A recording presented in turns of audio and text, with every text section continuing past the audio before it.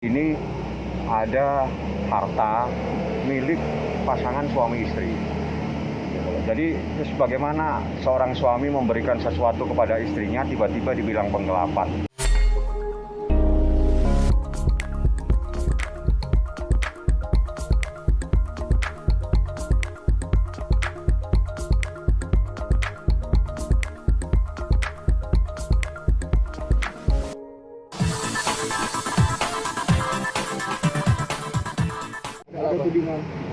Tudingan penggelapan ya, buat saya tudingan penggelapan itu sudah selesai. Itu hanya dibuat-buat rekayasa semata untuk jadi satu barisan. Karena sekarang mereka itu berkelompok untuk melawan saya sendirian. Jadi cerita tentang penggelapan itu kan sudah SP3 sama Polres Jakarta Selatan, jadi sudah selesai kan. Nah, polisi kan tidak semata-mata untuk mengeluarkan surat SP3 kalau memang buktinya tidak kuat. Itu pertama. Kedua, soal si Wahyu, itu udah dapat belum soal Wahyu? Belum. Udah tadi. Soal Wahyu yang jadi saksi kemarin di preskon, Wahyu itu sudah saya laporkan kalau nggak salah 2 tahun lalu di Polsek Mampang atas tuduhan pencurian atau penggelapan sepeda motor saya. Memang motornya harganya tidak seberapa, motor-motor yang kayak kalian pakai itulah. Sama uang sebesar 5 juta yang belum dikembalikan sampai detik ini. Waktu dia 2 hari tidak masuk, bilangnya sakit, terus saya telepon lagi seminggu kemudian, udah nggak aktif lagi nomornya. Terus saya punya KTP dia, saya samperin ke KTP tersebut, ternyata dia hanya numpang tinggal, bukan numpang tinggal, numpang alamat doang, dia nggak pernah tinggal di situ. Tiba-tiba sekarang kemarin dia preskon sama lawyer yang kalian tahu sendiri lawyernya siapa ya, saya nggak usah sebutin, nanti kayak Nathan, kan saya artisnya. Gitu, jadi saya rasa netizen harusnya udah bisa lebih pintar ya dalam memilah-milih suatu gosip yang harus kalian cerna dengan baik atau tidak. Gitu. Jadi katanya disuruh menghalang-halangi si Wahyu untuk bersaksi di... Bagaimana menghalang-halangi? Orang saya kirim kok surat lembarannya via WhatsApp. Saya makan surat sama Kak Fitri, Kak ini si Wahyu nggak mau datang. Gimana ya? Ya udah pasrah aja sama Allah. Tuh. Kalau pernah dia yang malah tidak mau datang kok. Sampai akhirnya ganti nomor telepon dan akhirnya saya tahu ternyata dia kerja sama si laki-laki ini. Jadi saya luruskan saja ya biar nggak simpang siur. Jadi ini ada harta milik pasangan suami istri. Jadi bagaimana seorang suami memberikan sesuatu kepada istrinya tiba-tiba dibilang penggelapan. Ini logikanya ditaruh di mana? Itu yang pertama. Yang kedua, ada somasi yang dilayangkan. Dia meminta kembali pemberiannya. Nah, seorang meminta kembali pemberian itu bukti bahwa memang barang itu pernah diserahkan. Seperti itu. Jadi nggak ada perbuatan pidana di sini. Ini hanya cari-cari masalah saja. Makanya dia cari masalah, kita sebetulnya tidak mau melaporkan penelantaran anak. Tapi karena dia memicu, ya kita laporkan. Masih banyak pasal yang nanti yang kita kaitkan.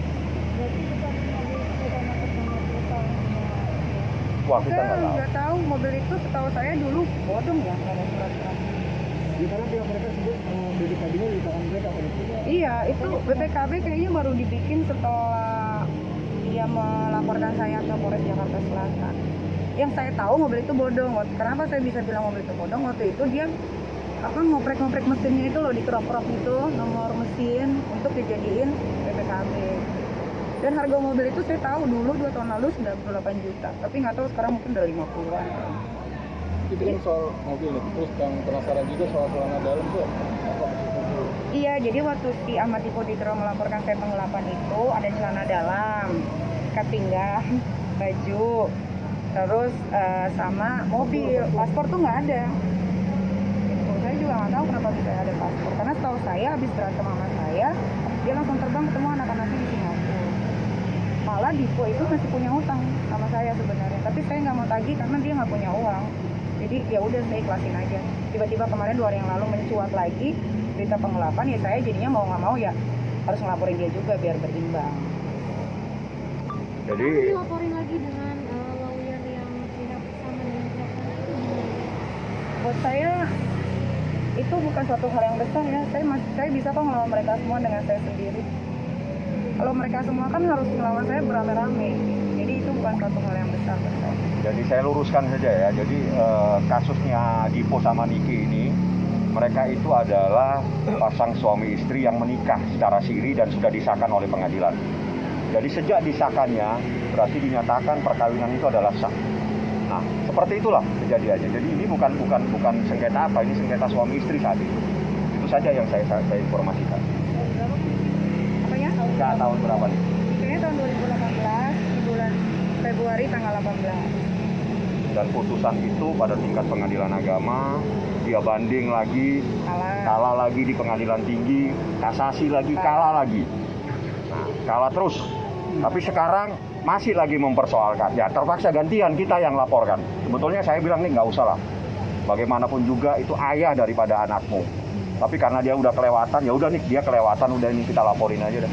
Gituin aja. Saya mau titip pesan buat aparatur negara, kan ini kan katanya peradilan sudah didaftarin. Ya, saya cuma bisa berpesan sama Bapak Hakim, semoga tidak terulang kasus seperti Jakarta Selatan yang berkas harus ditaruh di laci.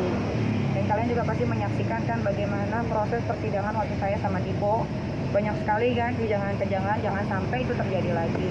Karena nanti teman dirinya malu, bikin malu. Yang Kak Niki lihat motifnya apa sih Kak dibalik ini? Biasanya itu segitu ini gencarnya gitu. Mungkin karena lihat karena mereka lihat gue di sosial media tambah caom, tambah montok, tambah sukses, bisa merawat anak dengan baik. Jadi kalau misalkan ada yang sirik tapi dia melakukan dengan cara yang berbeda, wajar, namanya manusiawi. Ada lagi teman-teman wartawan? Apa? Apa? Dari keluarganya. Oh, saya mah nggak peduli mau diakuin mau enggak. Itu adalah anak saya, cucu dari ayah, papa saya yang sudah almarhum dan ibu. Tapi pada intinya yang kalau akses ilegal itu nggak ada kaitan sama Diko berarti ya? Lain. Illegal akses itu ini berurusan dengan yang lain-lain. Iya. Tapi Anak kita laporkan. tirinya Kak Fitri. Dijual handphonenya ke rombongan sampah itu.